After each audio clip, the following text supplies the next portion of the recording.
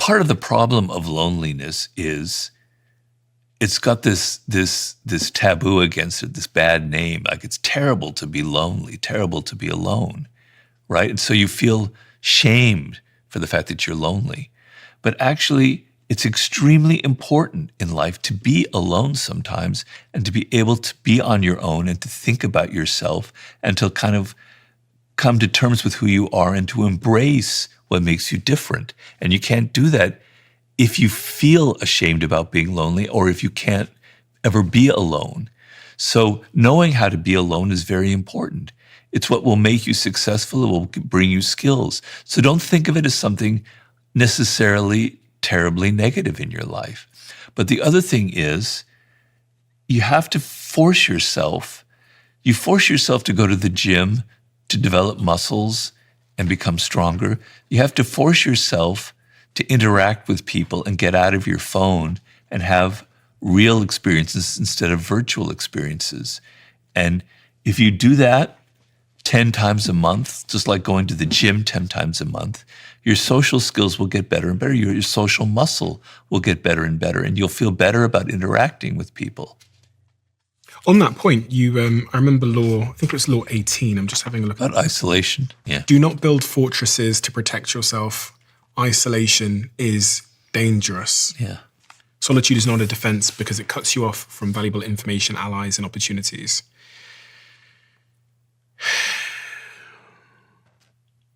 There's a difference, isn't there, between being lonely and being alone? Because being alone is one thing, but the state of loneliness feels like it's a slightly different proposition. Well, it's the difference between you feel very unhappy that you're not connecting to other people. We're a social animal, right? Mm-hmm. And you feel like people don't like you, they don't respect you, that you can't interact with them on a level that's meaningful. Whereas the feeling of being alone for me, wow, I don't have to be around ugly, idiotic people. I can just be by myself. I can read a good book. I don't have to interact with people whose ideas I don't like. I can just be myself and be as weird as I want. Wow, what a relief. I'm so happy being alone. Now, I'm not like that all the time. It would be terrible. But sometimes I do feel that way, and that's the difference, and that's a good thing. I remember once I was on an airplane, and I saw a young woman who was by herself, and I could sense that it was driving her crazy, and she had to use her phone to never feel alone, right? Even in the middle when we're flying over the ocean, she had to somehow connect onto the internet and be sending emails and texts and anything. And I got this kind of desperation in her, this intuition, this feeling that being alone was just horrifying for her, and I think that's not a good thing. I think it's a terrible thing. So yes, isolation is bad. You need to be, you're a social animal. You're meant to be around other people. But if you can't be alone, you can't ever figure out what makes you different and what makes you unique. So you have to be able to play both sides of the game. To listen to that voice. Yeah. Inside, to turn inwards.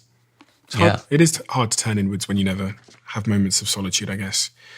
When you said you were suicidal in your earlier years. Yeah. What lifted you out of that state? Well, I had a girlfriend who was very understanding, who helped me a lot. So I wasn't completely alone.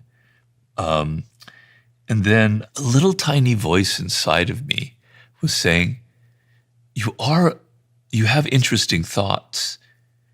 You're a strange person, Robert. I've always been strange. I never was like other people, and even in high school. I was always something off about me, which made me lonely, which could make me be a problem.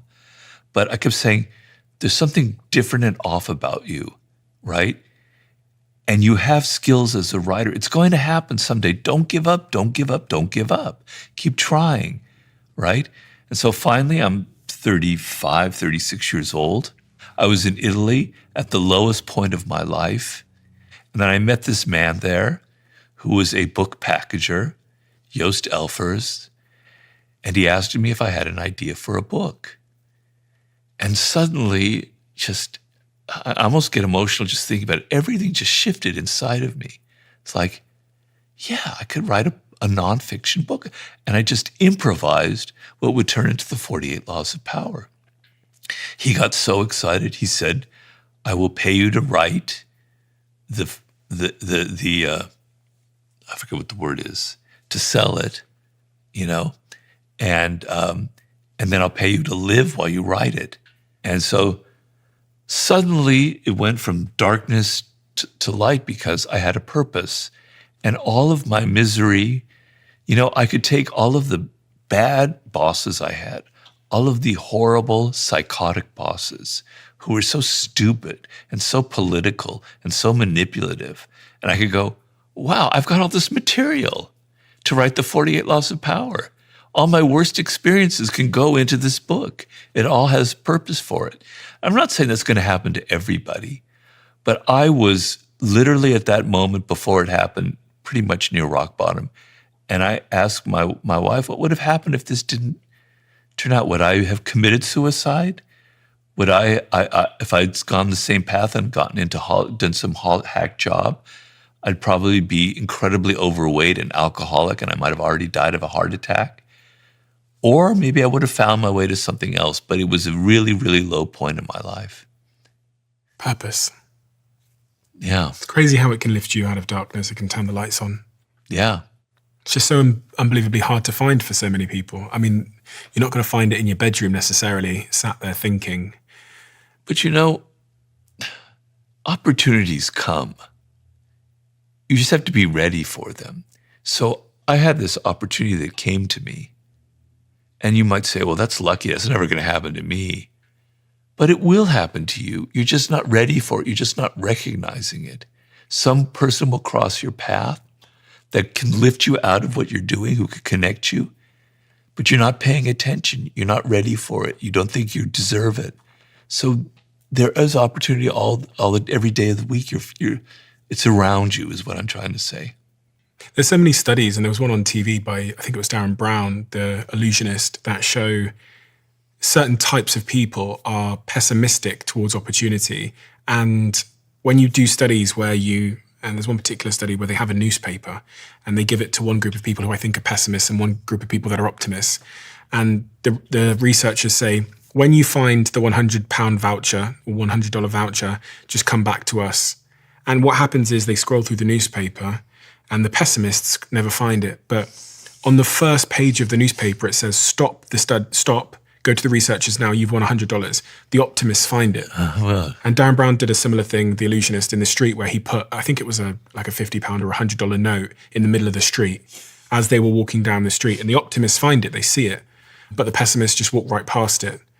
Yeah. I think it was a winning scratch card potentially. And that really opened my mind to like my state, my mental state, my psychology is determining whether I see these opportunities or totally miss them. And then it's almost this downward spiral, because then I'll think, God, I'm such an unlucky person. Right. Without realizing that I'm playing a really important role in creating my own fortune or misfortune. Right. Yeah, I have a chapter in Laws of Human Nature about the nature of your attitude creates your circumstances, which is sort of the same thing you're saying, which is there are two kinds of attitudes that I talk about. One is an attitude that's closing, that's constrictive, that's narrow, and there's one that's expansive and open. You could call that pessimistic and optimistic. But the closed attitude is you're only seeing life through this narrow little spectrum where everything is bad, people don't like you, there's hostility all around you. And what that means is you're not seeing reality, you're creating reality. You're creating that reality. You're seeing it, and that's what happens to you. The expansive attitude is, life is amazing. All these incredible things are possible. I have hope. Any moment there could be an opportunity. And that's not reality either, but you're going to create that reality by feeling that way and seizing an opportunity, the smallest crumb of an opportunity. You're going to create those good circumstances. So by your attitude, you create the bad things that happen to you in life. One of the sort of adjacent points here about purposelessness, about loneliness, about the struggles and plights of young men in the world that they face and young women is the conversation around pornography. If you go on many of the social media apps these days, you will be exposed to pretty explicit pornography, whether you were searching for it or not. there's certain apps in particular where even if I'm scrolling on my feed, certain things will pop up and I get, Jesus Christ, like, I'm at work here. And I was thinking about this more broadly because the studies show that I think it's like 80% of men and about 40% of women in the United States use pornography. And I wondered if you had a view on how it robs us of the hard work it takes to form romantic relationships. Yeah. And if the act of consuming pornography is robbing us of the desire for the real thing. Well, it's an addiction, and you have to understand that you are being manipulated, that you are being programmed, that these people have figured out exactly the kinds of things, the kinds of images that are going to hook you, and you're being played. You're a fool. They're playing with you, just like Mark Zuckerberg and Facebook knows all the algorithms to hook you to the news feed. You're being played by the images they know how to create and keep you always wanting more. Just like fast food has all these tricks to constantly be eating their Doritos or whatever it is. Okay? But the other thing is, so I'm not going to preach and moralize about pornography from a prudish aspect of it, because I'm not a prude. But I have a chapter in the book that I'm writing on the sublime, on what I call love sublime, and the act of loving not God, not the universe, but another human being, an individual, man or woman, gay or straight or whatever it is, and how sublime that is. And what it is in that relationship, the boundaries between the two of you are allowed to melt, and your ego can soften, and you can feel their world and they can feel your world, and you have a connection that for a social animal is the highest form of connection. It's superior to a religious connection, I'm sorry. And what it requires is, we have the expression falling in love. And it literally is falling. It's like you fall. You're open and you're vulnerable and you're letting yourself fall. And when you're not, what stops you from doing that is you don't want to be hurt. You don't want to be vulnerable, right? Because if you open yourself to someone else, you're likely to get hurt. And so the moment there's a disagreement between you, or there's a moment where a friend says something nasty about this person you're interested in, you stop falling, you cut it off, and that romantic thing ends and dies. But if you get past that and you allow yourself to open up completely and you just keep falling, this incredible thing can happen. And I describe it to you, and I describe it, the dynamics of that and examples of that, and why for a social animal it's like the ultimate experience. And so pornography is completely robbing you of that, because love of another human being is a sense of enchantment, right? There's like this spark that's happening, this electricity, and it's obviously sex is involved, so it's a very physical relationship as well, but it goes beyond that. It also has a kind of spiritual component, right? But it's a sense of enchantment where the world becomes alive to you. Everything is beautiful in the world in those moments, right? Mm-hmm. And pornography is disenchanting you from everything. It's making it all mechanical and ugly, and it has no romance to it. It has no dimension to it. It's almost as if the two humans involved in it, or however, are like machine parts, right? They're not human anymore. And there's no emotion involved. There's no kind of spiritual connection. It's depressing. It's really, really depressing. When I see it, I feel really sorry that I experienced this, and I feel really sorry for the people who are in that industry. I find it really, really ugly and alienating. Now, I'm not, as I said, a prude, and I could watch a great movie with a love scene in it, and it's very exciting and beautiful. But the seduction element, the element of, I saw a movie recently, a Japanese movie by the great director Ozu from the 50s, and there was a man who was married, and he was about to have an affair with this woman who was kind of seducing him. And they had this kiss. I thought, wow, I was getting, I'd use the word turned on, but I was getting really excited. It was so full of emotion and energy, and it made the sexual element so much more powerful by the element of romance, by the element of something kind of transgressive.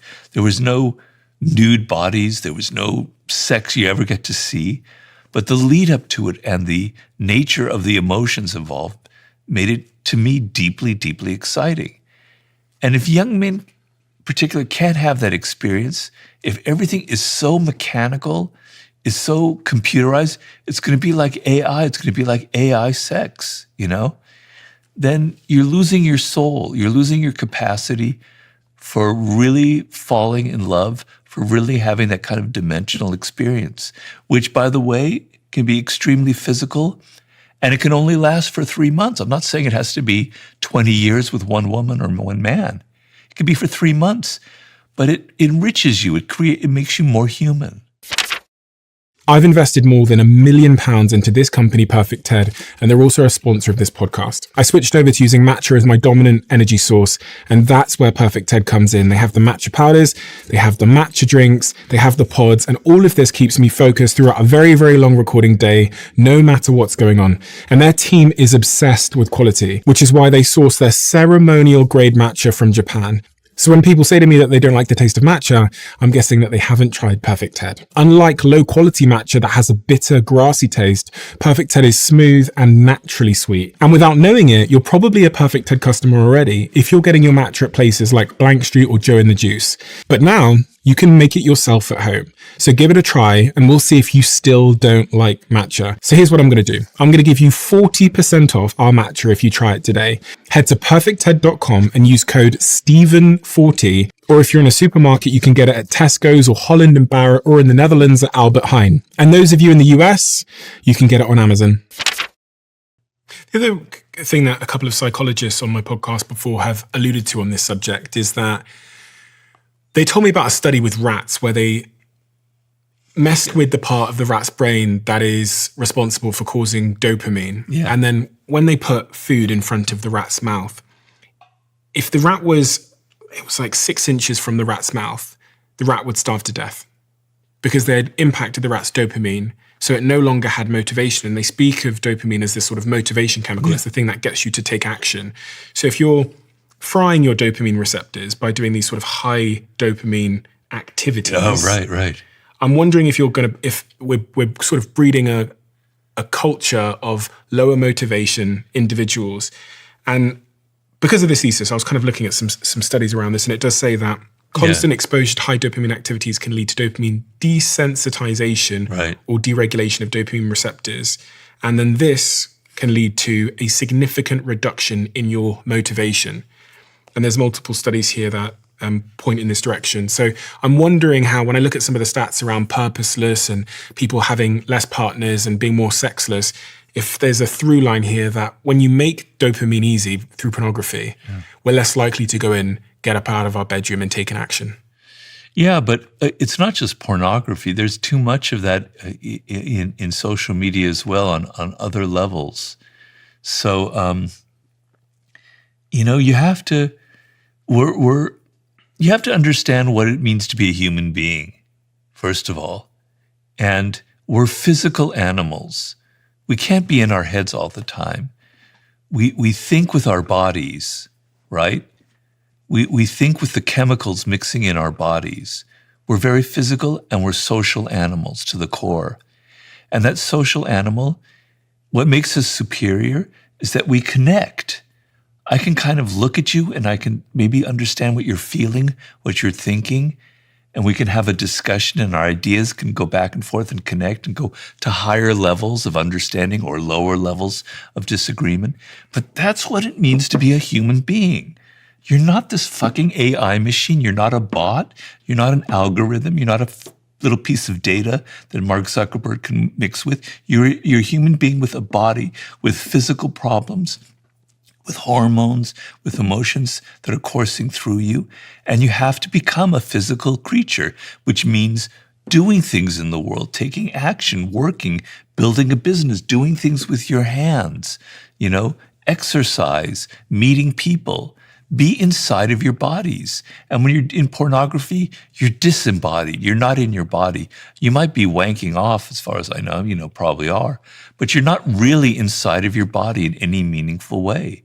And so it's like my hope, if there's any hope, is that, and there's seeds of it in the world now, where young people are going to start getting disgusted with this because the human spirit is still very powerful. And it's still like, I don't want to be like this. It doesn't feel natural. It doesn't feel right. And at some point, my hope is in 20, 30 years, after I'm probably dead, there'll be a movement where people are going to be so against this that they're going to go in the opposite direction. They're going to be returning to what it means to be a human being. There'll be a rekindling of interest in our past, in the primitive past, in the pagan past, things I'm writing about in my book right now. And I see things like that sometimes, like in the New York Times, they had an article a few weeks ago about a group of young people in college who hate social media and absolutely refuse it and will not, it's like almost like a fraternity or a sorority. They will not allow anybody into their group who ever looks at their phone. And I go, yay, right on, brother. I could have, if I'm in college right now, I would join that. Not that I think everything is evil. I have my own phone, etc. But if I were young, that sense of, this is a nasty world. I want to return to what it means to be a human being. I want to spark a movement, a revolution that goes back to that. I hope that that's going to happen. I hope that's in the cards. What is it about human nature that we just don't want to admit? Well, first of all, we don't want to admit where we came from, our primitive roots, that we are animals, that before we invented language, we were living like any other animal in the outdoors, right? And I remember one day I was in Sydney, Australia, about 10, 12 years ago, and they had this amazing zoo. I hate zoos because I'm an animal lover, and I think zoos are like prisons. But I wanted to see the strange, exotic animals there. And they had this amazing chimpanzee compound, right? Where the chimpanzees could kind of roam around freely. And I was fascinated, and I sat there for like 2 hours because it was like watching an office in Manhattan or something, where there was the alpha male and all the other males were kind of following behind him, like the CEO of a company. And I was looking around and I noticed all the people were like giggling, and they were so embarrassed, and they couldn't, they were laughing. That was their reaction. Because it made them so uncomfortable to see this animal that's so much like a human being, but is also still an animal. They were just so uncomfortable by it. It made me realize that we're very, very uncomfortable with that aspect of ourselves, right? The part that we can't really control so much, that isn't logical, that isn't rational, that isn't clean, doesn't, all these civilized things. So we're in deep denial of our animal roots. But we're also in denial of our own nature. So we want to imagine ourselves to be these kind of saintly, moral, rational creatures, always thinking about what's good for other people, and it's just a fairy tale. That's not the world as it is. It's the world more like I described in the 48 Laws of Power, where people are manipulative, where people are playing games. Not everyone. But everyone has a manipulative side. Everyone has a dark side. We actually are deeply irrational creatures. We don't want to admit it. We don't want to admit the parts of ourself that reflect this kind of animal nature, our irrationality, our aggression, the envy that we feel towards other people. It's always other people who are like that. So I give the example of narcissism, and I try to make the point in the book. In narcissism, I make the point that everybody's self-absorbed. When you're reading a book and you see your birthday happens to be there, just a fact, you're like, whoa, that's my birthday, because it's you, your astrological sign. That's me. We all are interested in ourselves. We're all self-absorbed, right? And when somebody suddenly talks about us, our ears prick up. I'm not moralizing it. It's just the truth. It's me. It's everyone. We don't want to admit it. It's always somebody else. It's always Donald Trump who's a narcissist. It's always Elon Musk who's a narcissist. Everybody has narcissistic tendencies. That's human nature, and we want to deny it. And should we be aspiring to not be narcissists? Or does one just accept their narcissistic tendencies and lean into it? Because much of what I read in the book about power is how narcissism seems to get you ahead to some degree. That's debatable. But I mean, look at some of the people that we've been talking about that have reached the very top of the professional pyramid in life. The presidents and such. They've got narcissistic traits, and it seems sure, and some of them are kind of what I call deep narcissists who are very problematic, and some of them are healthy narcissists. So a lot of artists are what I would call a healthy narcissist. So a lot of our artists aren't necessarily the best people, right? They're not often, you wouldn't maybe want to be their friend. They're maybe not the most faithful person as far as a partner is concerned. But they put all of that narcissistic energy into their work, and they create beautiful things that contribute to humanity. Steve Jobs was not a very nice person, right? He was very aggressive, he was very assertive, and he was a control freak. But look what he created, okay? That's healthy narcissism. What's the first thing they tell you in AA? I've not been in AA, but I know it. It's admitting that you're an alcoholic. Okay. If you can't admit you're an alcoholic, how are you ever going to stop being an alcoholic? You first have to admit it. So if you want to stop being a narcissist, you have to get on your hands and knees and admit that you are a narcissist. Because if you deny it and you say everybody else is, if you can't look inward, how can you ever change that? And even the most saintly person on this planet, the Mahatma Gandhis, the Martin Luther Kings, they had definite, strong narcissistic tendencies. There are no saints in this world. Everybody have these tendencies. So get off your high horse, look inward, and see those traits that are narcissistic within you. What if I'm dealing with a narcissist? Well, who isn't? In this world today, you're always dealing with a narcissist. What do I do about that? Because I was thinking about some of the laws in your book where you say things like, don't outshine the master. Yeah. If I'm dealing with a narcissist, should I hide my strengths and my weaknesses in order to sort of pander to them and not outshine them? Yes, but as part of law number one is, this is the great thing about being a human being. You can do two things at once. You can be consciously playing the game of, I'm not going to outshine him because he or she's going to fire me because I'm going to make them feel insecure. But at the same time, in my head, I'm going, that person isn't better than me. They don't deserve their position. They're actually kind of incompetent and stupid. And someday, by being loyal and learning from them, I'm going to rise up, and I'm being smart because I'm a social animal. And then at that point, I can just say, get away from me. I don't need you anymore. I'm better than you. You can outshine them, but you play the game. But the worst thing is if you internalize it and go, I actually am inferior. I'm not going to outshine because I'm not a good person. I don't deserve it. And then you've internalized this sense of inferiority, and it's going to haunt you the rest of your life. So you can play both sides of the game at the same time. You talk about acting in life to get ahead. Do we have to be actors, in your view? Well, this is where I start getting a little bit cranky, Stephen, because everybody's an actor, right? Nobody admits it, though. When you're 3 years old, you're already acting, right? You're crying because you're trying to get your parents' attention. You're making trouble with your siblings because you're trying to get something that you want. You're learning to be manipulative. Children are very manipulative. Children are consummate actors. They learn that they can get what they want by behaving a certain way. If I'm an angel, mommy will give me this, that, and the other thing, even though I know I'm not an angel. We are a social animal, and we have words, and we have language.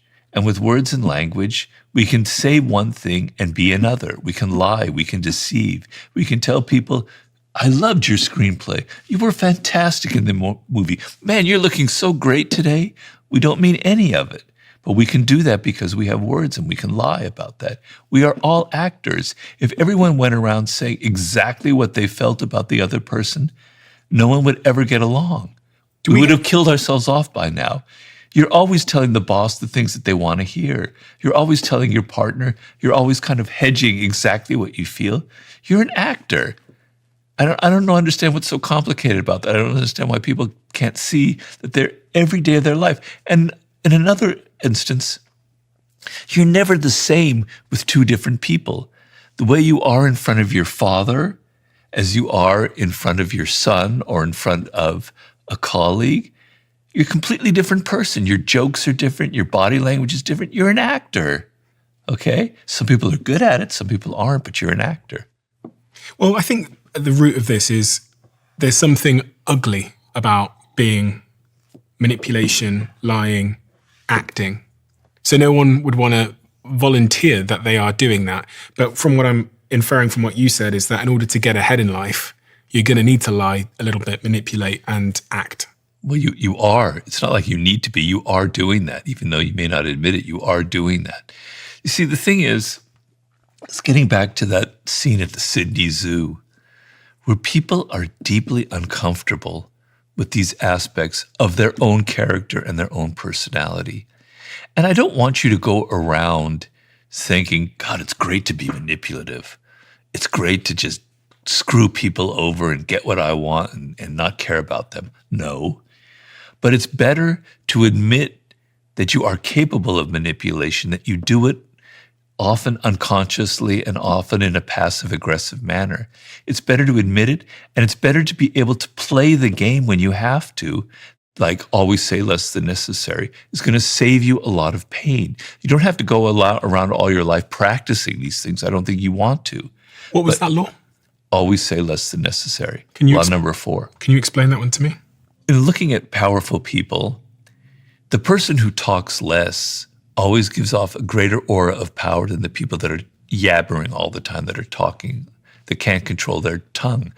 And the idea is, if you can't control your mouth, if you just keep talking and talking, it gives an aura to other people that you can't control anything else. You have no self-control.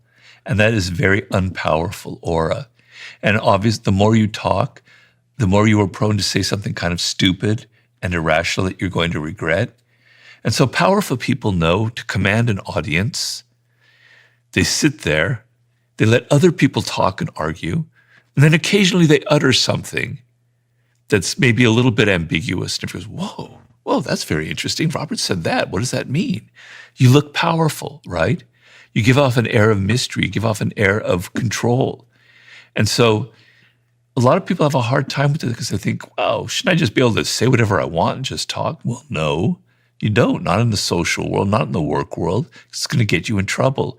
Learn to control what you talk and learn that there are moments that saying less is actually much more powerful than just yammering on and on. I was, through my years of business, running businesses and stuff, I came up with this idea, which I've shared with a few people, called your contribution score. And much like we have a credit score, where if we're reckless with our finances, our credit score gets lowered. I think the same applies for the contributions we make in group settings, but just generally the contributions we make. And I came to learn this over time because in one of my offices many years ago in a different company, there was this one individual who in the meeting rooms would, when people were brainstorming, before they'd thought of what they were going to say, they'd interject and say, what about if we we could do like a pop-up with maybe we'll do like, they were thinking out loud. Yeah. And what I would observe as the CEO is the minute they spoke, it was almost like people rolled their eyes and tried to cut them off because they developed this contribution score, which says when X person contributes, it's always ill-formed, not productive, and takes too long. But then there's this other guy who I remember from my Manchester office he hardly spoke. And every time he spoke, it was important. So the minute he starts speaking, it's like the room shifts towards him. It's like with bated breath. Exactly. And so there's an art of protecting one's contribution score. Yeah, I remember 50, I would go to meetings with him. 50 Cent? Yeah, and he would hardly say anything. And people would be trembling. My God, he's not talking. He's not saying he's interested in my ideas. He just sit there with this kind of wry smile on his face. And then when he'd say something, oh, they would let out a breath. Oh, he's saying something, and be very short and curt. But he completely commanded the room because he just sat there as if he wasn't really happy with what people were doing, and it made them compete to make him happy. Interesting. Really interesting. He's a master of the 48 laws of power. The other law that I was thinking a lot about, if we're jumping back to the laws of power, is let others do the work, but take the credit. Your face when I said that. Well, some of the 48 laws is irony, and, people have to be able to understand and read what's ironic. So, like I have a chapter in there, play on people's need to believe to create a cult-like following. And I'm not really saying go out and create a cult. I'm showing you why you might be in a cult right now, because this is how cults operate. Okay, so when I worked in Hollywood, I worked at one point for a film director. And we had this process where we would sit in a room and we would talk about the story, and we would discuss the dialogue stuff. And I would give all of this dialogue and ideas in there, and he'd be writing it down. And I'm not saying half the screenplay, but at least a third or a fourth were like my ideas, my contribution, my dialogue. I never got a single credit for any of it. It was always his name that was on there. People go, wow, bro, Sam, that was so funny. That was really brilliant. I love that line. It was my line. Okay. So I learned this is the law of the jungle. When you're working, particularly in entertainment, in media, people take your work and they put their name on it. So like, when you're watching a television show with some news broadcast or whatever, or an interviewer, their jokes aren't their own. They didn't write those jokes. They have a team of people writing it. All those great facts that are coming up, a team of researchers are putting it there. You never hear their names. You never know who they are. They took their work and they put their name on it. That's the law of the jungle. And the law of the jungle is don't get upset about it. It's part of the game. I got upset when that happened. I didn't say anything. I didn't do anything, but I got resentful. Nobody's recognizing my work. Whine. The adult, if I had been smarter, was, that's just how it is, Robert. Just calm down. At some point, people will see your screenplays or your books or whatever, and you'll be fine. But I'm trying to show you this is how the world operates, and don't be so naive, and don't think it's not like that. And if you had kicked up a fuss, you might have accidentally outshone the master. Oh, I've been fired. It's interesting because there is an element of this where like trying to take the credit can really also lead you to being fired, because I remember back in a previous company that I'd started, had a big team, about 200 people in Manchester. And there was this one kid in his early 20s who would always sulk if in our like public company channel, someone just innocently forgot to include his name in credit when credit was being handed out. And it would happen maybe once every 6 months. You just like forgot that he had contributed to the project. And that happens in all businesses. People don't tag you sometimes. And I remember hearing that he was outside on the steps bitching. That's the best way I can describe it. Just like complaining to other younger team members that he hadn't been included in that message. And it developed this horrible reputation for him as someone that was always complaining and always trying to take credit, because it's ugly to be seen as trying to take credit.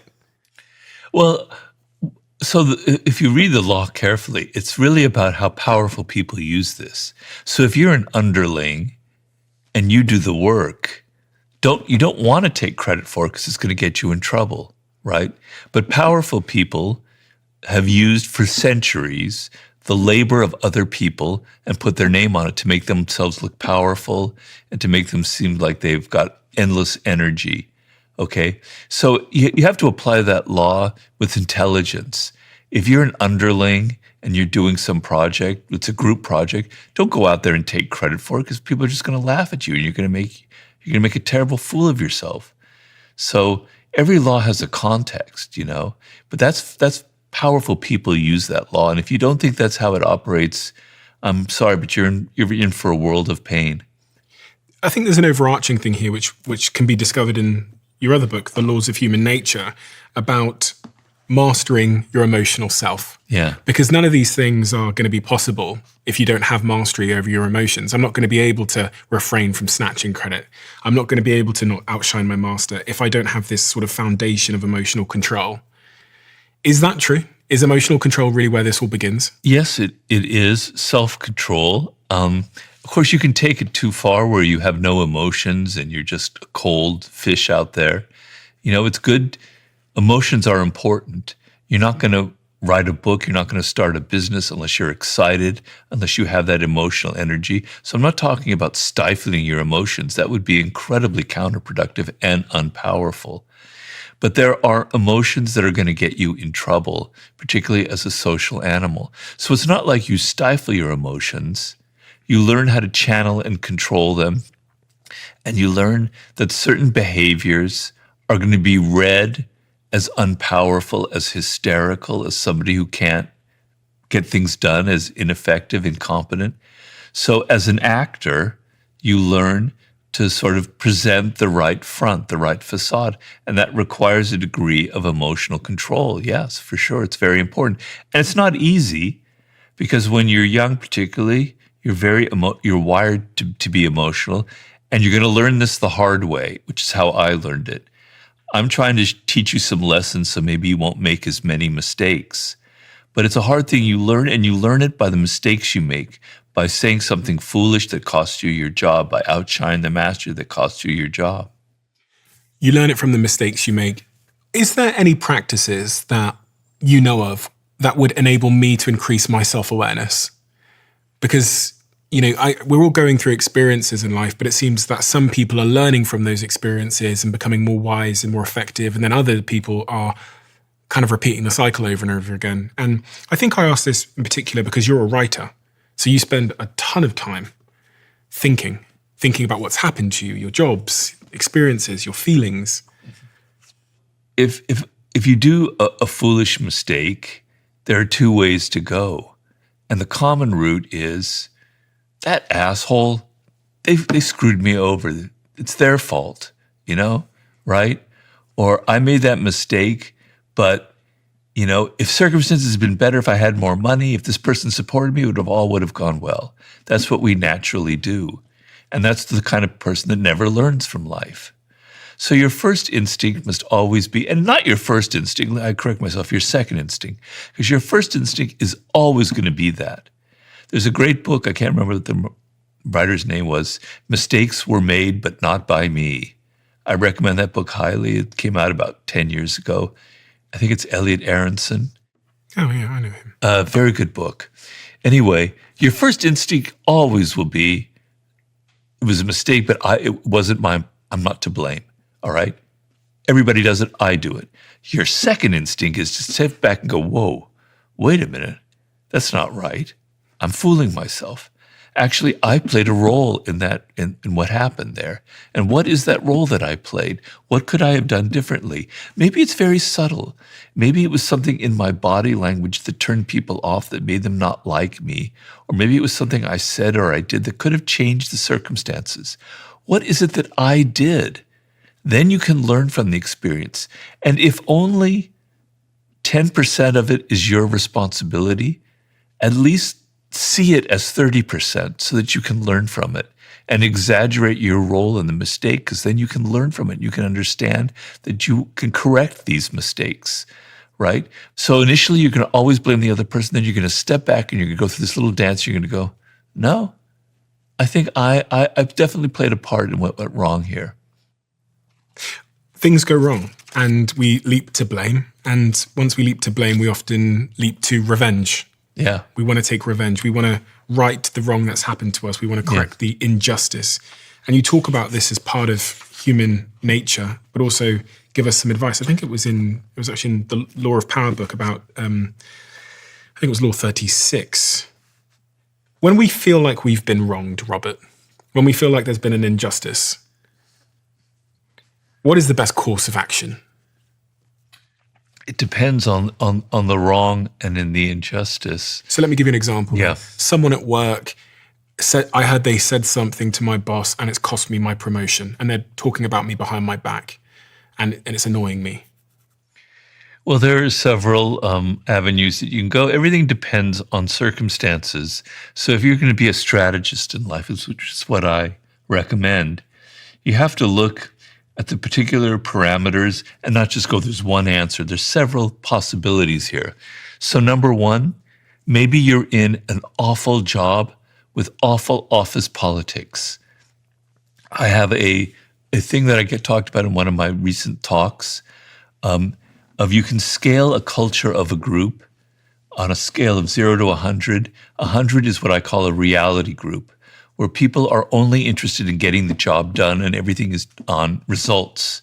0 is where everything is political and everything is personal and everything is about who knows who and how you brown nose your way with the boss, okay? So if you're at a company that's at that 20% level, then get your ass out of there.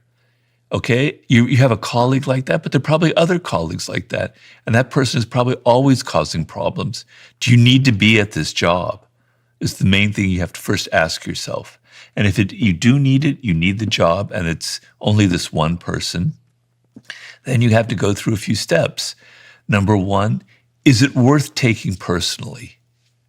What if I, not take the high road because I hate that phrase, but what if I say, it's not really worth it for me to get upset.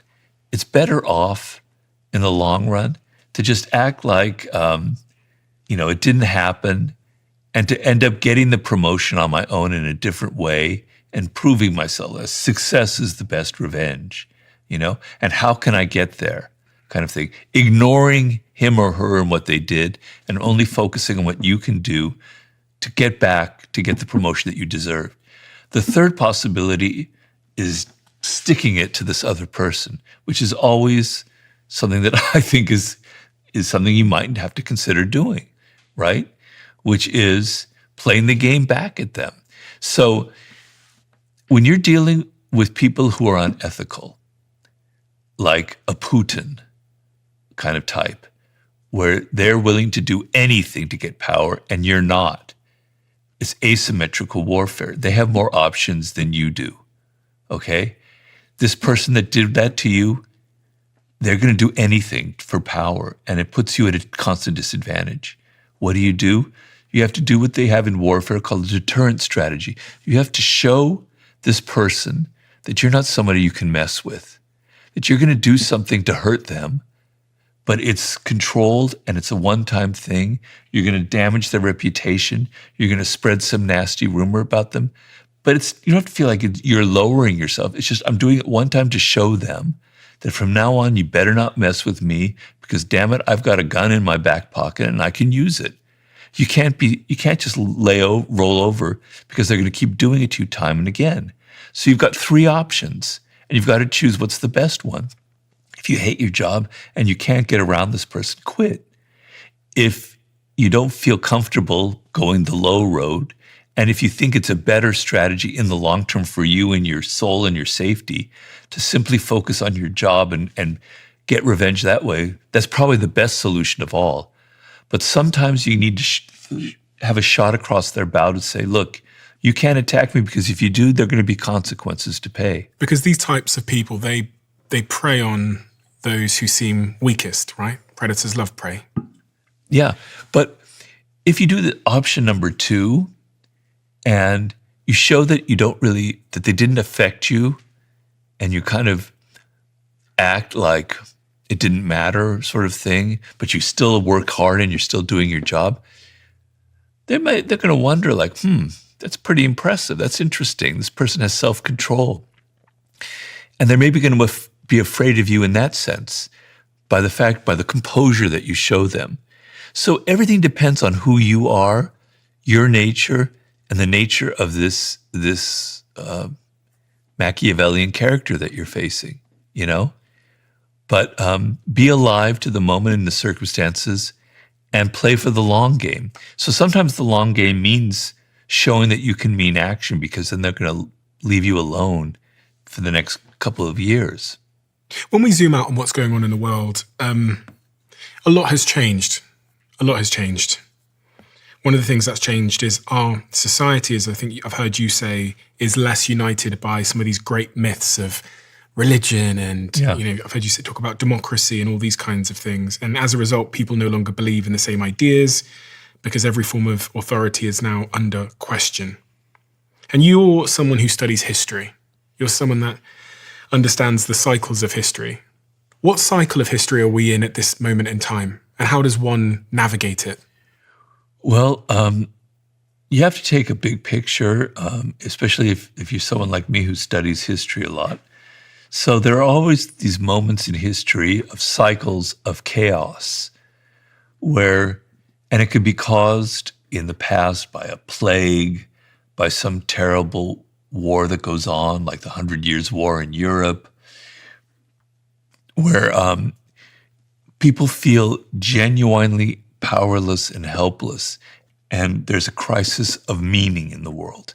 And I could point to specific moments in the ancient world, in Asia, in Europe, but it goes on and on. It's a cycle that happens. And when people feel powerless and helpless, and there's all this chaos going around them, then they tend to be attracted to authoritarian figures, to easy solutions. They get much more irrational. They're much more likely to fall for cults and for belief systems that offer simple solutions and easy one-sentence answers, like "Make America Great Again" kind of thing, Wow, that's simple, it's easy. Yeah, we'll vote for that, right? So in moments of chaos and helplessness, people are going to grab for something that anchors them, that gives them a sense of meaning, right? But it's often something very, very dangerous. So we're in a moment like that right now, I think, around the world. It's not just the United States. Believe it or not, things can happen under the skin and are subtle, like climate change. There are a lot of people who don't believe in climate change, but it's affecting everyone. It's making everyone a bit neurotic, this sense that we can't control our climate, right? That these disasters are going to keep happening and happening. That's a major sense of helplessness. The global economy, where now your business is at the mercy of something that's going on in Indonesia or Japan or China, is a tremendous sense of helplessness and a lack of control. And your political figures don't seem to be responding to you in any way. Like their actions, their talk doesn't lead to the kind of results that you want. So you're very prone to following what demagogues say, who offer you like easy solutions. Okay, so if you're living in a time like that, and it's more dangerous now than in the past because of social media and because of memes and because of the viral effects that are sweeping through humanity, right? They didn't have that during the bubonic plague, during the 100 Years' War, during the French and Industrial Revolution, which was another period of incredible dramatic change in Europe at the turn of the 19th century, right? So they didn't have that, which adds to the brew and makes it much more dangerous. So having a longer view is to say, well, this is a moment of chaos, and I'm going to be in control of what I think and what I believe. So I'm going to have a degree of distrust of what people are telling me. I'm not going to get so emotional when people start saying, this is what's evil, this is what's wrong with the world. And to be very, very, very wary of people with simple solutions who say, if we just do this one thing, everything will be great. If we just add tariffs, if we just get rid of all the immigrants, America will be fabulous. These are fairy tales that are being peddled to you. I'm not trying to be political because the other side peddles their own kinds of fairy tales. Believe me, I understand that. Can I ask you a question about Sure. this book, which is kind of linked to what you're saying now, the 48 Laws of Power? What demographic emails you the most about the book? Young men. Young men voted for Trump. I know. You're someone that I sense, and from what I've understood from my research, isn't a big fan of Trump. And so what do you say to those people about why you have that position and what they're misunderstanding potentially? The thing I do want to say is that you want to be able to think for yourself, okay? So let's say you think Trump is the answer. He's going to he's going to solve all of our problems. Well, be capable of stepping back and going, maybe some of the things he's doing I don't agree with, aren't right. Have some discrimination, have some self-distance, be able to criticize your own side. So I'm on the left, on the Democratic liberal side. They are buffoons, they are fools, they are absolutely incompetent, and I'm not afraid to say it. They make terrible mistakes. They blew this election. They're stupid. And it's painful to say that because it's the side that I support. But I do not believe in everything that they promote. There are things I disagree with them on them. Some of their woke policies I just find are ludicrous. Okay? So be able to stand back and say, I don't agree with everything he says. Have some dignity, have some self-worth, say that I can think for myself and not get so emotional, right? So you think being masculine and being a bro is to just say, oh, Robert, F you, you're such an idiot, you're so blah, blah, blah, blah, blah. Put YouTube comments because I get them all the time, F you, you can fill in the blanks, right? That's not being masculine. That's not being tough or strong. That's being an idiot because you're not able to think for yourself, right? Being emotional isn't masculinity. Masculinity is self-control, I'm afraid. Being masculine is being able to step back and go, this isn't necessarily the right thing to do. I have to think about it. I have to do something that's more productive, that's positive. I have to criticize myself sometimes. Weak people can't criticize themselves. So if you're listening to me, at least be willing to say that maybe some of my ideas are wrong. My ideas and your ideas, right? That to me is strength. That to me is a masculine virtue. Being able to criticize your own side and not get always so emotional and overheated and leaving nasty YouTube comments, as I'm sure I'm going to get right now. You made me reflect on something I read the other day. I think it was on X. And it was a study that shows that when the more testosterone you have, again, which we can use as like a proxy for masculinity, in studies, you're more likely to think for yourself. So they had two groups of people, Whoa. And they gave one group of people testosterone. I think it was a group of men testosterone. They both had to do this test, and the ones who had the higher testosterone levels had been given the artificial testosterone. They were less likely to cave in to external social expectation. Wow. Which I thought it's a proxy for what you're saying, which is right on, potentially man. real masculinity is having the strength of your own convictions and being able to ignore social pressure to conform. You talked about wokeness in the left and how they messed it up. Yeah. I consider myself to be, I'd say apolitical, but it sounds like a strange thing to say. I can just see the merits in things on both sides. So I really struggle to identify with a side. Sure. I think, okay, that's good for the economy. That's good for different social classes and stuff. And so I also just have, a very strong negative reaction to the binary choice that you're kind of forced to make. Yeah, right. I agree. I've always kind of stayed out of it in that That's regard. good. But in terms of this wokeness and the way that the left have screwed it up, what have they got wrong? Well, and what's Trump got right, I guess? Well, I don't know. It's too painful for me to say what Trump got right. Well, you've got to be able to. I know. Well, he is. I'll tell you what he gets right and what he's really brilliant at, which is communication and messaging. So the Democrats completely suck at that, right?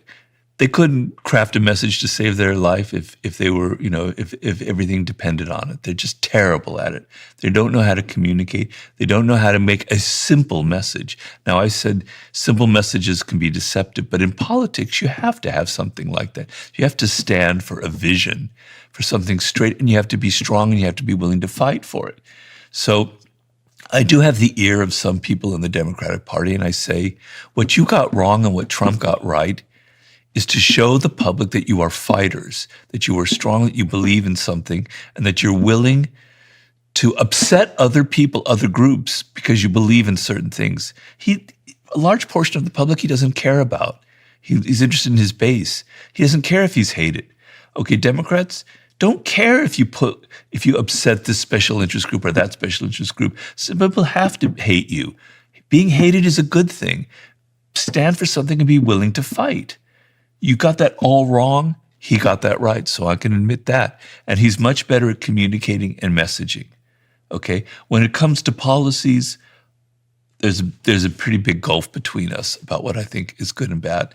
But I mean, wokeness is it's an ideology that isn't really connected to everyday life, to what's going on around us, right? It's kind of a purity test of these are certain things that we hold, and you better either, if you believe in them, you're on the good side, and if you don't believe them, you're on the wrong side. It's a polarity, it's a black and white binary way of looking at the world, and that's not reality. That's not how things are. Things aren't black and white. Things have a gray zone. Yes, there are things that are evil. Murder is evil. Social injustice, we can all agree on certain social injustices. Yeah. But it's not like this purity test of if you don't believe in this, you're an evil, bad person. So on the Israel-Palestine issue, for instance, now I happen to be Jewish, right? And I've never been a Zionist my whole life. I'm very happy to be Jewish. I was bar mitzvahed, and I have nothing against it, and I'm proud. I'm not a practicing religious person in Judaism. I understand because I lost a large part of my ancestry during the Holocaust. It was deeply part of my childhood, a very traumatic thing that even my parents we're still recovering from. So when it comes to Israel-Palestine, I'm very conflicted because I've met Palestinians who had a terrible impact on me as they described the horror of what happened to them and how the loss of their land and what a beautiful country Palestine was and how traumatic it was to lose their home. But at the same time, Jews were completely homeless from the Holocaust, and they did originate from this land. I can see both sides, and it's very painful. And if I were to craft a solution, first of all, I think Netanyahu is a horrible person, but there is a middle ground that could be had where there could be a two-state solution. But the woke people, oh God, forget it, man. You're in favor of genocide. Get out of here. That's not life. That's not reality. That's not how the world works. It's not how things happen in this world. You're not dealing with the real world. You're just trying to act like you're morally pure. You're not really willing to sacrifice, to roll up your sleeves and come up with practical solutions. You just want to yell and rant and act and look like you're the most virtuous person on the planet. But isn't this one of the laws of human nature? Fitting into our tribes? And because I think being in the sort of political middle or wherever I am, you get attacked from both sides. Because sometimes you'll have a conversation with this person and they'll say, oh my God, you're right wing. Then I'll have a conversation with this person and they'll say, oh my God, you're left wing. And so you never fit. Yeah. And actually my instinct is tempted. My primitive instinct is like, just fucking pick a side, Steve, and then at least you'll have a bunch of people to protect you. Yeah. You talk about that as well, how having a group of people around you and not being in isolation offers protection. Yeah. So it's tempting. It's tempting, but you're going to lose your soul. You're going to lose your dignity in the process. So it's fine to be part of a group. I remember I was a young man in 1983. I was on the left, for sure. I don't deny it. I went to Nicaragua to report as a journalist on the war going on between the Contras and the Sandinistas. And I was more on the Sandinista side. And they've ended up, as things have rolled out, that Sandinistas are truly evil. I mean, Ortega and what he's done to Nicaragua is truly evil. But at the time, I thought they were pretty great. And I remember one day there was this immense plaza that they had, and I was in Managua, and Managua had just suffered this incredible earthquake. Half the city was in rubble still, but there was this immense plaza. It was filled with everyone because the Pope had come there. And, and it was a big deal because the Sandinistas was like, anti-God or something, which wasn't true. Anyway, I was there with hundreds of thousands of people. And the feeling of being in the group where everybody was on the same side was so intoxicating. I felt a ripple through me that I've never had in my life again, of just being connected to all of these people. It was so joyous and exciting, but then it's also very dangerous as well. So, I liked having that experience, but as I got older, I go, I don't want to feel like that again, because I think it can turn very ugly and dangerous, as it ended up turning that way in Nicaragua. It's like a Hitler crowd kind of thing. I'm always fascinated, weirdly enough, as a Jew, by Hitler documentaries. I can watch every single Hitler documentary. It's just riveting.